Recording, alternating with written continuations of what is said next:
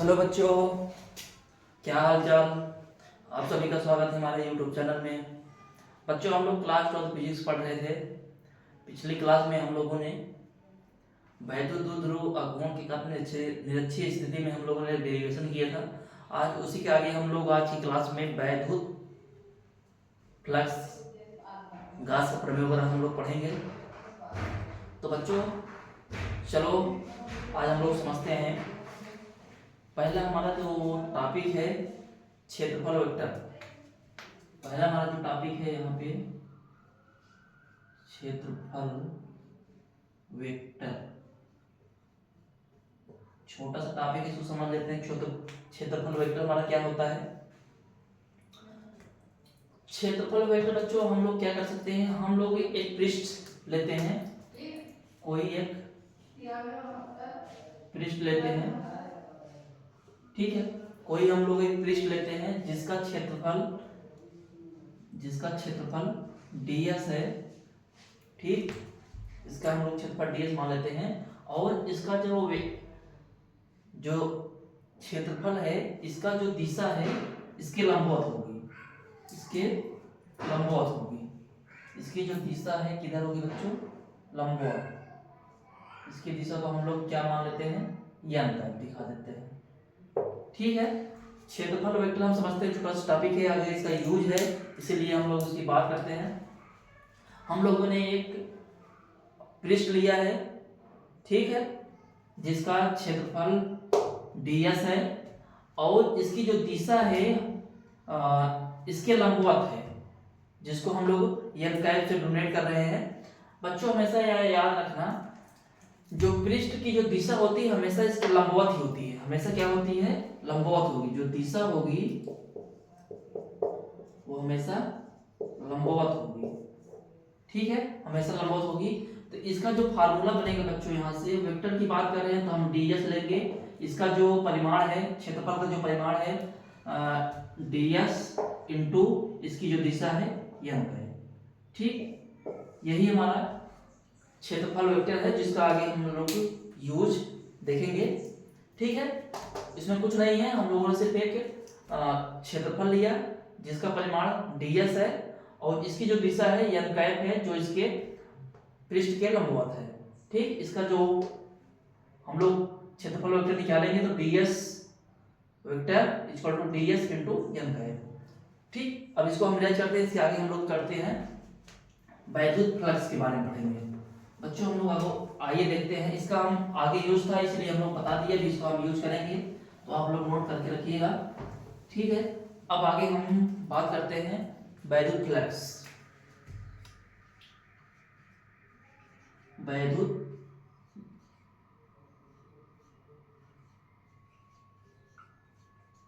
Flux, ठीक है, electric flux जिसको बोलते हैं, ठीक बच्चों। वैद्युत फ्लक्स, इलेक्ट्रिक फ्लक्स, इसकी दो डिफिनेशन होती है। यहाँ पे हम दो डिफिनेशन यहाँ पे लिखेंगे, ठीक है। किसी पृष्ठ से गुजरने वाली बल रेखाओं की जो संख्या होती है उसको हम लोग वैद्युत फ्लक्स बोलते हैं। वैद्युत क्षेत्र में हम लोग यहाँ क्या करते हैं, एक पृष्ठ लेते हैं, ठीक है। एक कोई पृष्ठ लिए हैं, इससे जो वैद्युत बल रेखाएं निकलती हैं, गुजरती हैं, ठीक है, जो वैद्युत बल रेखाएं गुजर रही हैं, इसे हम लोग क्या बोलेंगे, वैद्युत फ्लक्स बोलेंगे, ठीक।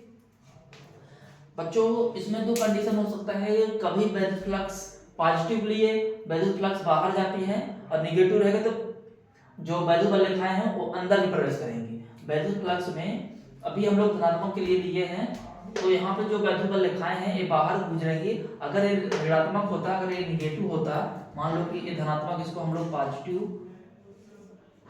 पॉजिटिव लिए हैं, ठीक है, पॉजिटिव अनावेशित पिंड लिए हैं, और दूसरा कोई होता है, मान लीजिए निगेटिव होता, यहाँ पे निगेटिव होता, तो यहाँ वैद्युत बल जो रेखाएं होती वो अंदर की तरफ आती हुई आपको दिखती इस प्रकार से, ठीक है। लेकिन हम लोग पॉजिटिव लिए बात कर रहे हैं। कोई अनावेशित पिंड है, ठीक, वैद्युत क्षेत्र में किसी अनावेशित पिंड से गुजरने वाली बल रेखाओं की संख्या को हम लोग वैद्युत फ्लक्स कहते हैं। इसको हम लोग फाई ई से निरूपित करते हैं बच्चों, इसको हम लोग फाई ई से निरूपित करते हैं। समझ में आया? पहला हमने पॉइंट क्या बात किया, वैद्युत क्षेत्र में किसी अनावेशित पिंड से या पृष्ठ से गुजरने वाली वैद्युत बल रेखाओं की संख्या को हम लोग वैद्युत फ्लक्स कहते हैं। ठीक, इसका परिभाषा होता पहला, इसको हम लोग फाई ई से निरूपित करते हैं। दूसरा जो परिभाषा इसका बनेगा बच्चों, इसका जो दूसरा परिभाषा बनेगा, इसको हम इरेज करते हैं थोड़ा सा। पहला समझ में आया होगा। दूसरा वाला हम इस तरह से देखते हैं, कोई पृष्ठ हम ले रहे हैं, ठीक है, ये कोई पृष्ठ है, ठीक, कोई पृष्ठ है जिससे वैद्युत बल रेखाएं क्या कर रही हैं, बाहर जा रही हैं। ठीक है, वैद्युत बल रेखाएं जा रही हैं। ठीक, अब इसी पिंड से वैद्युत क्षेत्र की तीव्रता भी क्या करेगी, पास होगी। इसी पृष्ठ से वैद्युत क्षेत्र की तीव्रता भी क्या होगी, पास होगी, जिसको हम लोग ई से निरूपित करते हैं। और इसका जो परिमाण है, पृष्ठ का जो परिमाण है, इसको हम लोग क्या मान लेते हैं, ds। ठीक है, कोई अनावेशित पिंड है, कहां पे है, वैद्युत क्षेत्र में कोई अनावेशित पिंड है जिससे वैद्युत बल रेखाएं उस पिंड से उस पृष्ठ से गुजरती हैं, तो उसे हम लोग वैद्युत फ्लक्स कहते हैं। और दूसरा जो डिफरेंशियल बनता है, इसका जो दूसरा डिफरेंशियल बनता है, वैद्युत पृष्ठ से गुजरना, पृष्ठ से वैद्युत क्षेत्र की तीव्रता, ई, वैद्युत क्षेत्र की तीव्रता तथा पृष्ठ के क्षेत्रफल वेक्टर के अदिश गुणन को हम लोग वैद्युत फ्लक्स कहते हैं। इसको हम लोग किस निरूपित करते हैं, फाई ई से। फाई ई बराबर होगा, यहाँ पे क्या होगा बच्चों, वेक्टर ई इंटू ds। पहला परिभाषा इसका बनता है, किसी पृष्ठ से गुजरने वाली वैद्युत बल रेखाओं की संख्या को हम लोग वैद्युत फ्लक्स कहते हैं, इसे फाई ई से निरूपित करते हैं। जो दूसरा इसका कंडीशन बनता है, मानते हैं कि इस पृष्ठ का जो अवयव हो, जो क्षेत्रफल है ds है, और इसकी जो वैद्युत क्षेत्र जो तीव्रता है वो e है। ठीक, इस पृष्ठ की वैद्युत क्षेत्र की तीव्रता e है और क्षेत्रफल ds है। तो पृष्ठ के वैद्युत क्षेत्र की तीव्रता e तथा उसके अदिश गुणन क्षेत्रफल वेक्टर ds के अदिश गुणन को हम लोग वैद्युत फ्लक्स रेखाएं बोलते हैं। ठीक है, तो इससे हम लोग लिखना चाहेंगे बच्चों, तो इसको हम एक फॉर्म में इस तरह से भी लिख सकते हैं, phi E equal to vector E, यहाँ पर हो गया माड इंटू माड ds इंटू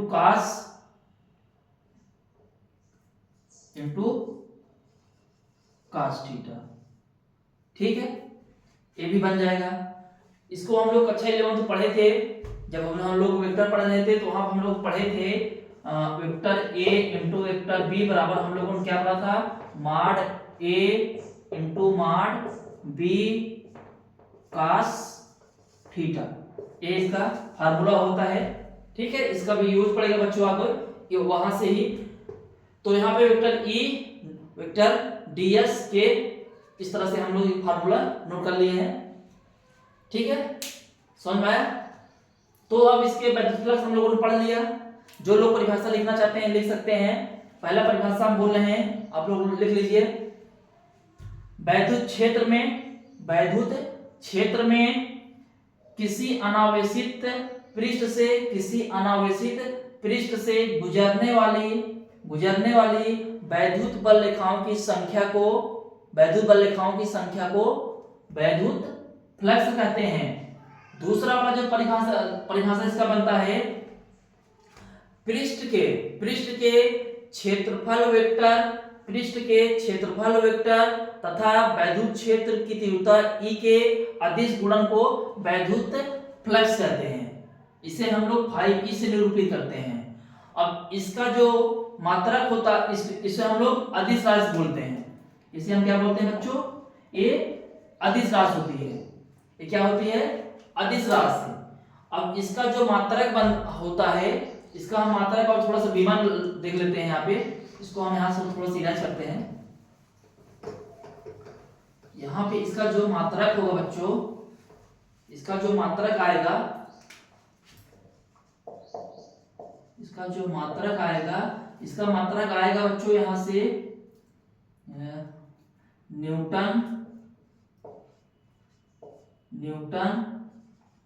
पर कूलम इनटू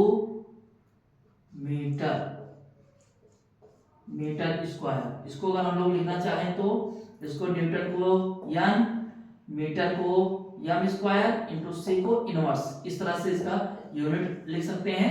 अब इसकी हम बीमा देखेंगे बच्चों, बीमा देखेंगे। ये बच्चों कहाँ से आया समझ में आ रहा है? देखो फाई ई बराबर क्या होता है? फाई ई बराबर होता है E into D S into cos theta. ठीक है, हम लोग अभी पिछली क्लास में पढ़े थे। पिछली क्लास में हम लोगों ने क्या पढ़ा था बच्चों? हमारा जो बल होता है, बल बराबर आवेश इंटू वैद्युत क्षेत्र की तीव्रता के गुणन को हम लोग बल कहते हैं। तो यहां से E हटाएंगे तो ये होगा क्या? E बराबर हो जाएगा F अपान Q। F अपान क्या आ जाएगा? Q। ठीक है, बल को हम लोग न्यूटन से, कूलम को Q से, और यहाँ जो डिस्टेंस है उसको ds। अब इसकी जो बीमा हम लोग देखेंगे, बीमा हम लोग यहाँ से निकालेंगे बच्चों, बीमा यहीं से निकालेंगे इस फार्मूला से। अब E की वैल्यू हम पुट करेंगे तो यहाँ पर फाई E बराबर क्या आ जाएगा? E बराबर हम लोग लिख सकते हैं F अपान Q लिख सकते हैं, ठीक, into ds into cos theta. ठीक बच्चों, अब बल का जो बीमा होता है m l t माइनस 2। ठीक है, और Q को हम लोग लिख सकते हैं Q इंटू टी इंटू इसका होगा, इसका जो होगा l स्क्वायर। ठीक, ये दूरी इसका l, तो ये हो जाएगा l स्क्वायर। अब हम Q बराबर I इंटू लिख सकते हैं, हम लोग पढ़े हैं बच्चों, आवेश बराबर होता है I into T, ampere into समय। तो यहाँ पे इसका बीमा निकालेंगे m l t minus 2 I के बच्चों a और a माइनस 2 होगा बच्चों, और समय का t बड़े ब्रैकेट में इंटू l स्क्वायर। ठीक, अब यहां थोड़ा सा इसको हम इरेज करते हैं इधर साइड में, इसको हम लोग इरेज करते हैं बच्चों। अब इसको हम लोग इरेज करते हैं तो यहाँ पे जो इसका बीमा आएगा ये हो जाएगा फाई ई बराबर होगा, क्या होगा बच्चों?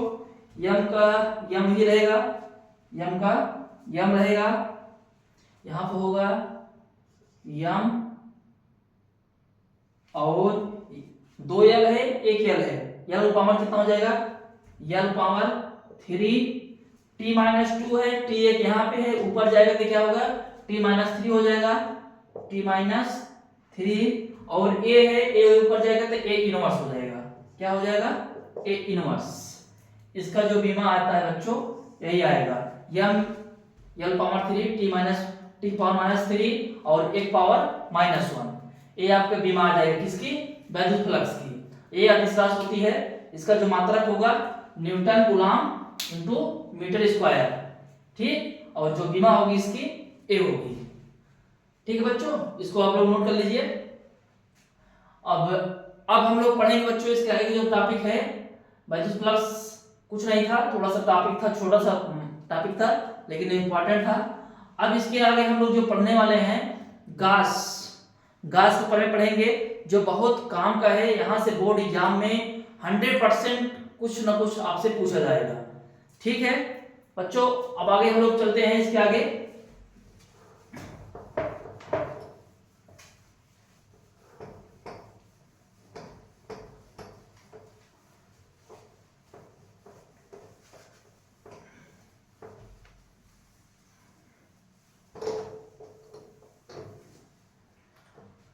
बच्चों अब हम लोग पढ़ेंगे गाउस का प्रमेय।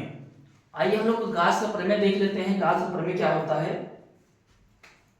गाउस का पहले लिखेंगे गाउस का नियम। गाउस का नियम, ठीक है। गाउस का नियम या गाउस का प्रमेय, ठीक। गाउस का प्रमेय या गाउस का नियम लिख सकते हैं आप लोग, प्रमेय भी इसको बोलते हैं। गाउस का प्रमेय या गाउस का नियम। तो बच्चों गाउस का जो नियम होता है, जो गाउस का नियम होता है एक बंद पृष्ठ के लिए होता है। किसके लिए होता है बच्चों? बंद पृष्ठ के लिए। ये किसके लिए होता है? बंद पृष्ठ के लिए होता है, ठीक। बंद पृष्ठ के लिए होता है। इसका जो परिभाषा होता है क्या होता है, इसको हम लिख रहे हैं यहाँ पे। किसी बंद पृष्ठ से गुजरने वाले वैद्युत फ्लक्सों की संख्या तथा उसमें उपस्थित कुल आवेश का 1/एप्सिलॉन गुना होता है। किसी बंद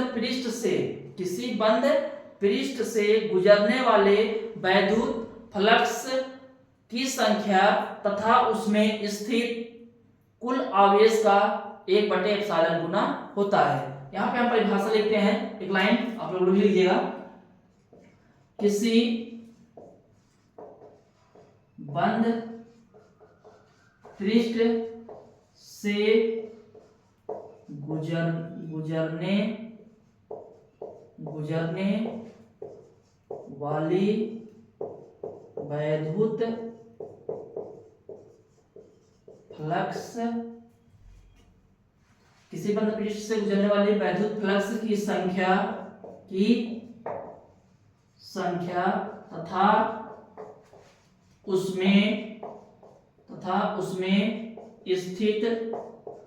उसमें स्थित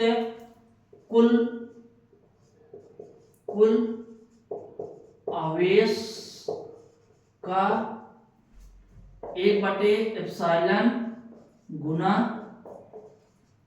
होता है, ठीक है। इसका जो परिभाषा होता है ये होता है बच्चों। अब हम लोग यहां से देखते हैं, कोई एक हम लोग बंद पृष्ठ लेते हैं, ठीक है। कोई एक हम बंद पृष्ठ लेते हैं, इसमें स्थित जो आवेश है मान लेते हैं Q, ठीक।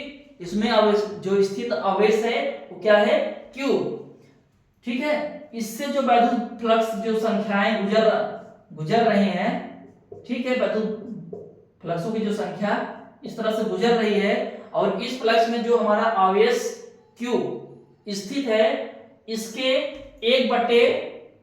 1/एप्सिलॉन गुना के बराबर होता है, ठीक है। इस तरह से हम क्या करेंगे, एक बंद पृष्ठ लेंगे, इसमें जो वैद्युत फ्लक्स की संख्या होगी जो गुजर रही है हमने, और इसमें जो आवेश Q उपस्थित है उसके 1/एप्सिलॉन गुना के बराबर होता है। अर्थात इसको हम देखेंगे तो इसको हम फाई ई से निरूपित करेंगे। इसका फाई ई इक्वल टू क्या होगा? Q/एप्सिलॉन नॉट, ठीक बच्चों। किसी बंद पृष्ठ से गुजरने वाली वैद्युत फ्लक्स की संख्या तथा उसमें